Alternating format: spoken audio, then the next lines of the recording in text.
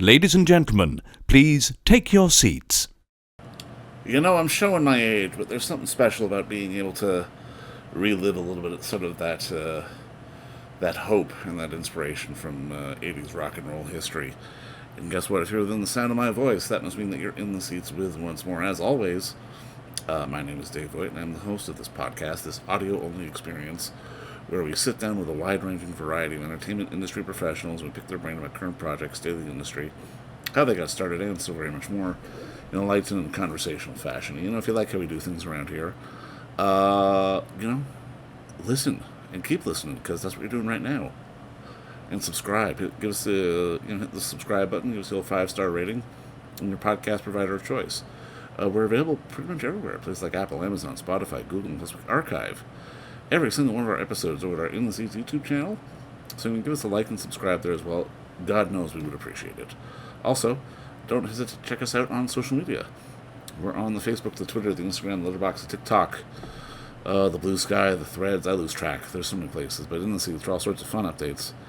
And finally, and I do dare say most importantly, please pay us visit over at In the Seats, intheseats.ca for all the latest and greatest in the world of film, television, basically the movie community at large, because guess what? If we love to watch it and write about it and talk about it, we love it all that much more when you come by and read about it and listen about it. So please do us that ultimate kindness. Come on by and pay us a visit. Well, we got a fun one today in the cold and wintry depths of Toronto. You can probably hear the heat on behind me. And it's, a lot of people in New York are having the same heat on too because it's going to have a really unique screening coming up at to Save and Project, the 22nd annual MoMA, Museum of Modern Art, International Festival of Film Preservation. And this is a film that has been dug out of the archives and restored so audiences can see it yet again. It's Michael Apted's Long Way Home. For those who know the name, Michael Apted is was a prolific filmmaker, did the Up series, did a lot of other great films, and this is a really unique story, and it's a fun portrait of Soviet underground rock and roll legend Boris Grebenshchikov, who became the first recorder in the West during the early optimistic days of Glasnost. And it shows sort of that energy of, people coming from Soviets, the Union, to the States to record and sort of find their mark and make their mark and share their music with the world. It feels, Boris, Dave Stewart, from you might know from the Eurythmics, was a key factor in this. And it's him and his band Aquarium. And for people who appreciate the 80s rock docs, this is going to be a film for you to catch up with at some point. If you're in New York, obviously, please go to MoMA to catch it this Wednesday, January 28th. But it'll be out at some point.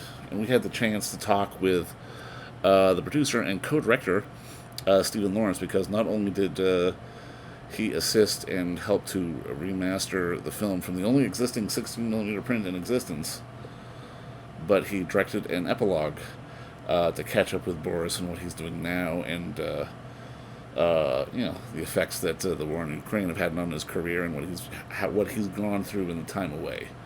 But this is a good pop culture rock doc, which I absolutely loved. But like I said, keep your eyes open for The Long Way Home. If you're in New York, like I said, go to MoMA this Wednesday, January 28th. Check it out. I'm sure it'll be picked up soon for video on demand or a theatrical run somewhere.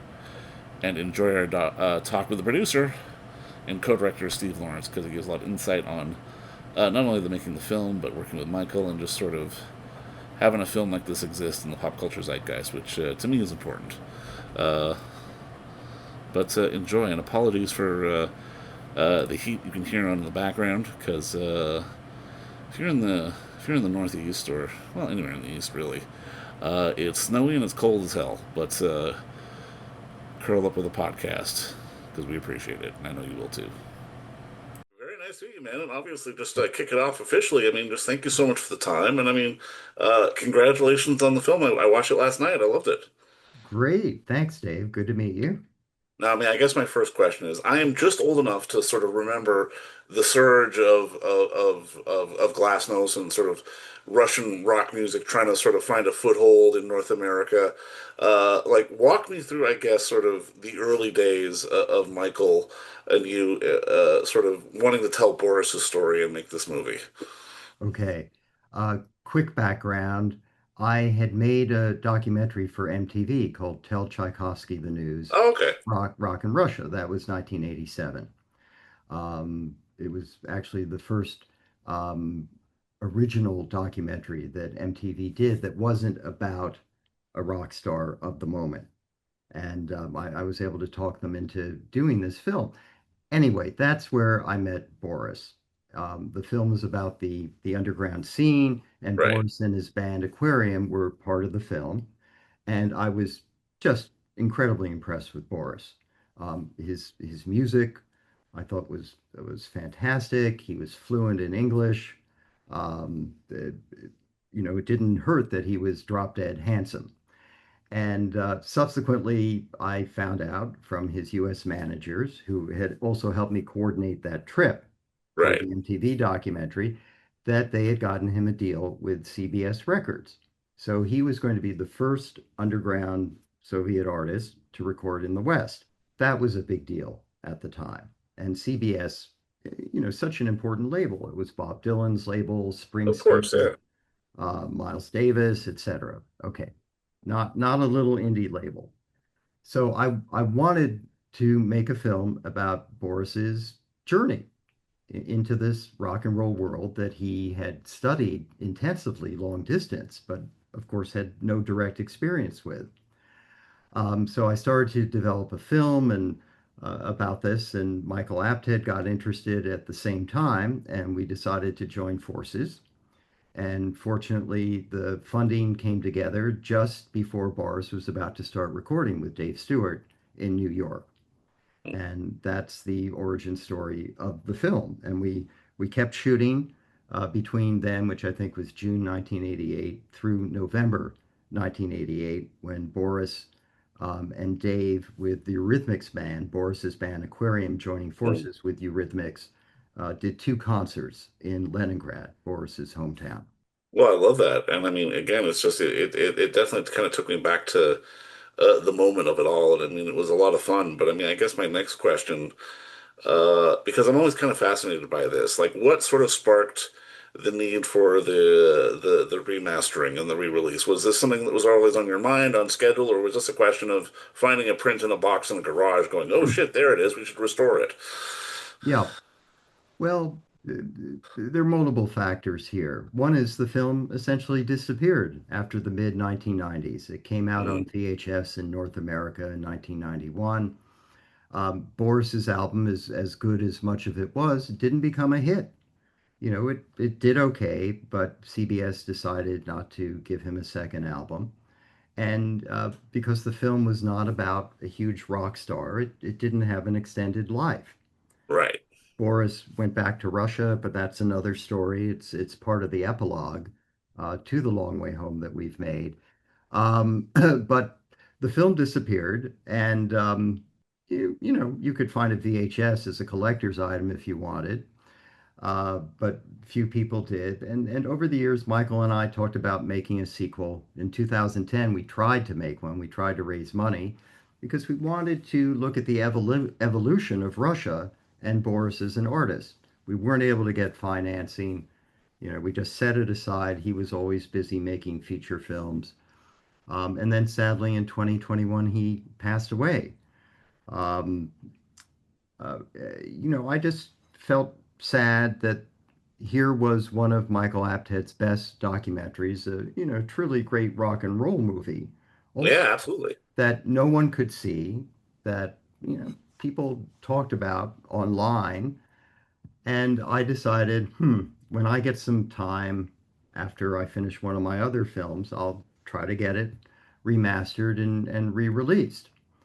And then the invasion of Ukraine happened in 2022, and that was something that really affected Boris's life. quite heavily because he spoke out against the war. And I won't go into the Mm. details here because we don't have time. But that spurred me even more because I started thinking about with all this repression in Russia, the long way home represents a time, a moment when there was all this optimism for the future. There was hope for democracy.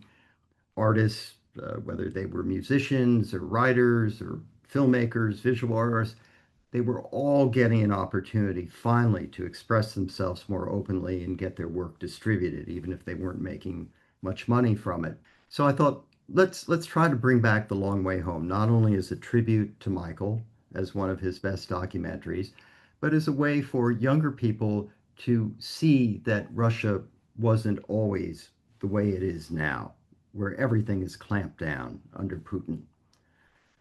So there were multiple reasons why I wanted to get it back out there. Now, I mean, on something like this, like the who has the elements? Like, did you have them? Did Michael's estate have them? Do you have to get music re-cleared? I'm always kind of fascinated on the minutia Yeah. of something like that. Well, it has been complicated, technical complications, some legal hurdles. Technical complication was that the rights owner, unfortunately, threw out the negative to the film Oh, and the soundtrack. I don't know exactly what happened. It sounds like they were the company that had produced the film, Granada TV, was bought by another company. They moved their warehouse. Some things got lost or thrown away in the process. Anyway, I had kept a 16 millimeter print. We made a few prints for film prep festivals. And so I had that. I had a master videotape, which had the soundtrack and stereo. So we used the film print and the stereo mix to make a 4K master with 5.1 sound. The legal hurdles were really about getting ITV Studios, which now owns the rights, most of the rights, and Sony Music Entertainment to agree that it would be okay for me to remaster and re-release the film, and they graciously agreed, um, you, assuming, well, there's no money in this, this is an old film. Yes, it's a Michael Apted film, but we're not going to do anything with it. So, let this very ambitious, perhaps foolish producer go ahead and remaster. well, I mean, I'm glad you did because I mean, not only does it speak to sort of the need for filmmakers everywhere to keep their shit and sort of know where all their elements are, it also speaks to sort of there is this history of lost rock docs almost that have been made but then kind of got forgotten by the wayside that have come up again. And I mean, now that you had a chance to look back on this, like, how do you feel this film kind of sits, especially in sort of that moment of the 80s zeitgeist where, there was hope and excitement, but it didn't quite happen. In what context for the Well, hope and I would say excitement? in terms of, I guess, just on the landscape of pop culture, because I mean, again, this was a significant moment, but it's a moment that didn't kind of go anywhere. Yeah. Well, gosh, that's a big question, and I think music critics and pop culture critics would have a lot to say about it. Oh, fair enough. I'll just say that culturally, politically, historically, there was a big shift that happened after 1989 because the Berlin Wall came down. Right. And this idea of Russia as our enemy and the whole Eastern Bloc as a challenge. I mean, that's why NATO existed to Oh, begin with. exactly. Yeah. Um, that drifted away, right? Yeah. And so I think the interest in Russian musicians or musicians from other cultures also diminished. Mm. And so Boris was the beneficiary of an incredible moment, but also the victim in a way of the next moment Right. of historical transformation. And now we've gone full circle, right? Where Russia, if it, you know, unless you um, buy into MAGA completely. Russia is the bad guy. Russia is Yeah. the enemy of freedom and uh, artistic expression. Boris had to leave Russia. He had to go into exile in order to avoid being in prison. And part of that is the story of the epilogue that Susanne Rostock and I have made that follows the long way home. Had Boris already sort of been like gone into exile when you sort of made that first initial phone call? Like, what was his reactions to you sort of making that phone call after all these years? Was he receptive to talking again? Yes, yes, he was. I had seen him a few times over the years. He's toured the world. He's very popular. He sells out wherever he goes. Even though he decided to focus on Russian language songs after his English album. I think he could have written dozens, if not hundreds, of great English language songs, but he focused on Russian and the Russian audience. But anyway, when I connected with Boris and explained what I wanted to do and why I wanted to do it, he was very supportive, and he said, "Okay, let's do it." And January 2025, I went to London and interviewed him for the first time in whatever 36 years, 37 years. And so he was on board, and we did some additional filming with him while he was touring Europe and also in New York. And that was the basis for the epilogue that we've made, which also uses a lot of archival footage. Hmm. So I think it's very, very interesting, and it also, the epilogue also honors Michael Apted's love of longitudinal filmmaking. He's Yes, most famous for the Seven Up films, filming of with course. Yeah. these British children he started filming with at age 7 through age 63. So here we were filming with Boris 37 years after we first filmed with him, and also flashing back to the original film. So we're trying to tell the story of what happened to Boris after The Long Way Home ends, after Radio Silence, his US album, was released, and how that whole experience affected him in a way I think that was incredibly positive. And his fans are the beneficiaries of that experience. But you've got to see the film to understand what happened to him. Well, 100%. And I mean, just to put a bow on this, I mean, obviously in that sort of Michael Apted style and honoring him, how do you feel, at least for like from a personal standpoint, his place or perspective on the world stage has changed over all these years? Because again, in watching the film, it felt like he was a man at a time. Like we would embrace young Boris today as much as we embrace older Boris today, kind of thing. You know what I mean? Yes, yes. Well, um, you know, Michael loved music. He loved making documentaries, and he loved making narrative fiction films. It was all one to him, and he was drawn uh, to very human stories. Um, he had a fascination with how people think, how they create. He was politically very astute and very sympathetic to people who were trying to make change. He made an amazing film about the students who were part of the Tiananmen Square revolt in China, a film called Mm, Moving the Mountain, which, like The Long Way Home, isn't available just yet. I think the producers tried to get it back into release. Um, but it's hard to sum up Michael as a filmmaker, yeah. but he was somebody who cared and used his skills very wisely and um, and continuously. I mean, this was a guy who was always making films. He never stopped. There was always usually more than one film going on at once. Yeah. But I mean, Stephen, just congrats on this. I mean, congrats on the screening at MoMA coming up because I mean, honestly, this was such a perfect example of different kind of storytellings and different kind of artists coming together to make something. And I mean, I think that's a great example of who Michael was and just who art is what art is in general. But I mean, thank you for digging this out of the dustbin for audiences to be able to see this again. And just again, thank you for the time today.